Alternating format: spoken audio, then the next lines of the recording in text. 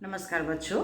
आज मैं आपको छठवीं श्रेणी से छोटा जादूगर नामक जो कहानी है वह पढ़ाने जा रही हूँ, जिसके रचयिता जयशंकर प्रसाद जी है। ये बहुत ही रोचक कहानी है। तो जयशंकर जी का नाम तो आप लोगों ने सुना ही होगा। वे छायावादी युग के सबसे प्रमुख लेखक माने जाते हैं। तो इस कहानी में छोटा जादूगर जो है वह कोई एक 13-14 साल का बालक है, जो मतलब जिसके पिताजी जेल गए हुए हैं देश सेवा के लिए, कोई बुरे काम के लिए नहीं, देश सेवा का के लिए क्या है, उन्हें जेल हो गया है।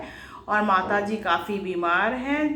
अस्पताल वालों ने भी क्या है, उन्हें अस्पताल से निकाल दिया है, क्योंकि चिकित्सा के लिए वे लोग पैसा नहीं दे पा रहे थे, इसीलिए। और छोटा जादूगर जो है वह क्या है, तरह तरह का खेल दिखाकर वह अपने माता को पथ्य दिखाता, खुद का एवं माँ का पेट पाल रहा था। तो वो किस प्रकार चालाकी से, मतलब किस प्रकार अपने बुद्धि के द्वारा अपने परिवार को चला, मतलब माता को चला रहा था, अपना पेट पाल रहा था। तो यही हम इस कहानी में पढ़ेंगे। तो इस कहानी में देखो, मुख्य पात्र जो है छोटा जादूगर, और उसका परिचय किसके साथ होता है, लेखक के साथ कार्निवल के मैदान में होता है। तो कार्निवल के मैदान में क्या है, मेला लगा हुआ था और वहीं पर लेखक भी गए हुए थे। और पता नहीं किसी भी कारण से, जो भी कारण हो, लेखक को क्या है, वो बालक बहुत आकृष्ट करता है। लेखक तब उसी को उस दिन के लिए क्या करता है, अपना दोस्त बना लेते हैं। ठीक है। तो यहाँ पर तरह तरह के, यहाँ पे लेखक उनके साथ घूमते हैं बच्चे के साथ। उसी तभी उसे पता चलता है कि बालक काफ़ी होशियार है। ठीक है। वह कहता है कि वहाँ पर कौन कौन से खेल, कहाँ क्या हो रहा है, कहाँ पर मैजिक शो चल रहा है, कहाँ पर क्या है, हिंडोला है, सब कुछ वह दिखाता है। ठीक है। अब लेखक कहते हैं चलो हम लोग क्या करते हैं, थोड़ा अंदर मैजिक शो देख लेता। वह क्या था, भाई वहाँ की क्या ज़रूरत है, उससे अच्छा तो आप मेरा खेल देख सकते हैं, मैं उससे अच्छा खेल दिखा सकता हूँ। और फिर उन लोग क्या है, जैसे मेले में देखे होंगे ना, जो शूटिंग होता है या निशाने पर क्या है, गेंद मारना होता है, तो उसी प्रकार का खेल क्या है, छोटा जादूगर को पसंद था। लेखक क्या है, 12 टिकट खरीद कर देते हैं और 12 के 12 जो है निशाने उसका सही लगता है। तो निशाना बिल्कुल सही लगता है और वह 12 खिलौने को बटोर लेता है और उसी के सहारे क्या है, वह तरह तरह के खेल दिखाकर लोगों से पैसे इकट्ठे करता था, मतलब वसूल करता था। तो एक उसके बाद क्या है, छोटा जादूगर भी गायब हो जाता है। लेखक भी क्या है, सोचते पता नहीं क्या है, इस प्रकार धोखा दे दिया, पर ऐसी बात नहीं थी। वह फिर पुकारता भी है, हिंडोले से क्या है, पुकारता है बाबूजी को। तब बाबूजी उसके बाद क्या है, अपने घर लौट जाते हैं और छोटा जादूगर भी अपने घर चला जाता है।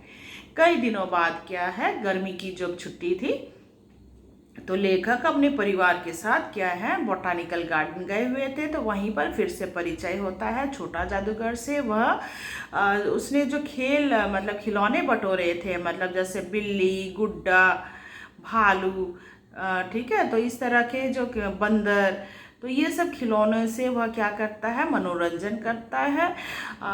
जयशंकर प्रसाद जी हैं, उनकी जो पत्नी खेल देखकर काफ़ी आकृष्ट हो जाती है और क्या है, वह कुछ मतलब 1 रुपया देती है। इस पर जयशंकर जी पूछते हैं कि भाई तुम इस 1 रुपया से क्या करोगे।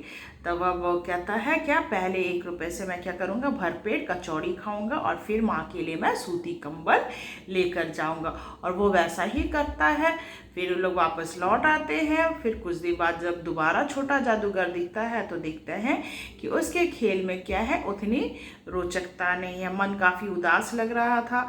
तब पूछने पर पता चलता है कि वह कहता है कि माँ ने आज जल्दी लौटने के लिए कहा है। तो अब क्या है, देखो, लेखक क्या, माँ जो है उसकी तबीयत ठीक नहीं थी। लेखक क्या करते हैं, छोटा जादूगर को गाड़ी में बिठा लेते हैं और कहते हैं चलो जल्दी बैठ जाओ, क्या है, मैं तुम्हें गाड़ी में पहुंचा दूंगा। पर उन लोग जब घर तक पहुंचते हैं, माँ जो है बेर कहकर क्या है, अंतिम सांस लेती है। तो यह है कहानी का सारांश। आशा करती कहानी का सारांश समझ में आया होगा। अभी जो है आप लोग, मैं पाठ पढ़ाने जा रही हूँ, तो पाठ खोलिए छोटा जादूगर। ठीक है। इस पाठ के माध्यम से प्रसाद जी ने समाज की विसंगति की ओर ध्यान आकर्षित किया है। तो समाज में जो विसंगतियां हैं उसकी ओर ध्यान आकर्षित किया है। देश सेवा के कारण पिता के जेल जाने पर एक असहाय बालक अपनी कलाकारी दिखाकर अपना तथा अपनी बीमार माँ का गुजारा करता है। तो देखो, पिताजी को जेल जाना पड़ा था देश सेवा के लिए, इसीलिए क्या है, वह अपनी माता का और खुद का पेट पाल रहा था। इस मार्मिक कहानी का अंत पाठकों के हृदय को छू लेता है। तो यहाँ पर क्या है, देखो किस प्रकार वह बालक क्या है अपनी माता का पालन पोषण करता है, किस प्रकार उसकी माता की मृत्यु हो जाती है। तो इसके बारे में हम पढ़ेंगे। कार्निवल के मैदान में बिजली जगमगा रहे थे। तो कहाँ के मेले में, कहाँ क्या है, बिजली जगमगा रही थी ना, कार्निवल के मैदान में बिजली जगमगा रही थी। हंसी और विनोद का कलनाद गूंज रहा था। तो चारों तरफ क्या है, हंसी, मेले में क्या होता है, हंसी मजाक चलता रहता है। तो चारों तरफ कलनाद गूंज रहा था। मैं खड़ा था उस छोटे फुहारे के पास। पर लेखक जो है मेले के वहाँ पर एक फुहारा लगा हुआ था, फाउंटेन था, तो वहाँ पर खड़े हुए थे, जहाँ एक लड़का चुपचाप शरबत पीने वालों को देख रहा था। तो लड़का क्या कर रहा था, वहाँ पर जो लोग शरबत पी रहे थे उनकी ओर देख रहा था। उसके गले में फटे कुर्ते के ऊपर से एक मोटी सी सूत की रस्सी पड़ी थी। तो उसके गले में क्या थी, एक सूत की रस्सी थी और जेब में कुछ ताश के पत्ते थे। उसके मुंह पर गंभीर विषाद के साथ धैर्य की रेखा थी। तो उसके चेहरे पर क्या थी, काफी गंभीर विषाद थी। विषाद यानी उदासी, उसके चेहरे पर उदासी थी। कारण यही था कि उसकी माँ बीमार थी। तो उसके चेहरे पर काफ़ी उदासी थी, उसके साथ धैर्य की रेखा भी थी। मैं उसकी ओर न जाने क्यों आकर्षित हुआ। तो लेखक क्या करते हैं, उसकी ओर आकर्षित हो जाते हैं। उसके अभाव में भी संपूर्णता थी। फिर लेखक क्या करते हैं, उसके पास जाते हैं, समीप जाते हैं और पूछ बैठते हैं, क्यों जी, तुमने इसमें क्या देखा। लेखक पूछते हैं, मेला में तुमने क्या क्या देखा। मैंने सब देखा है। तो वह बालक क्या कहता है, मैंने मेले में सब कुछ देखा है। यहाँ चूड़ी फेंकते हैं, कहाँ निशाना फेंकते, वह कहता है खिलौने पर निशाना लगाते हैं कहाँ, और तीर से नंबर छेदते हैं। तो क्या है, तीर से कैसे कहाँ नंबर छेदा जाता है वह भी बोलते हैं।